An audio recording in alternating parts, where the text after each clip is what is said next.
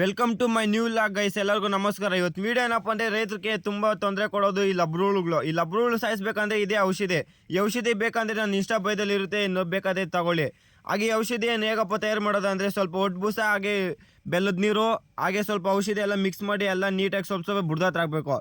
ಈ ಬುಡ್ದತ್ರ ಹಾಕಿದ ತಕ್ಷಣ ನೈಟಲ್ಲೆಲ್ಲ ಬಂದು ಈ ಲಬ್ರುಳು ತಿಂದು ಸತ್ತೋಗ್ಬಿಡುತ್ತೆ. ಹಾಗೆ ನಮ್ಮ ಮಾವು ಏನು ಹೇಳ್ತಾರೆ ಬನ್ನಿ ಕೇಳೋಣ ಗೈಸ್. ಏನು ಮಾಮ ಎಲ್ಲ ಹಾಕಿ ಮಳೆ ಬಂದ್ಬಿಡ್ತಾ, ಏನು ಮಾಡೋದಾ ಏನು ಮಾಡೋದಾ?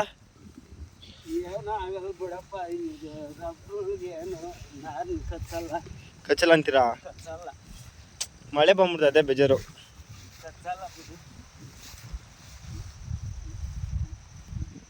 ಹಾಗೆ ನಾನು ನಮ್ಮ ಮಾವ ಇಬ್ರು ಸೇರಿ ನೀಟಾಗೆಲ್ಲ ಔಷಧಿಯನ್ನು ತೋಟಕ್ಕೆ ಹಾಕ್ಬಿಟ್ರೆ ಆಗಿದ ತಕ್ಷಣ ಮಳೆ ಬರೋಕ್ಕೇನೋ ಸ್ಟಾರ್ಟ್ ಆಗ್ಬಿಡ್ತು. ಅದರಿಂದ ತುಂಬ ಬೇಜಾರಾಗ್ಬಿಡ್ತು. ಯಾಕಪ್ಪ ಅಂದರೆ ಔಷಧಿ ಎಲ್ಲ ಹೋಗ್ಬಿಡ್ತಾರೆ ಅಂತ.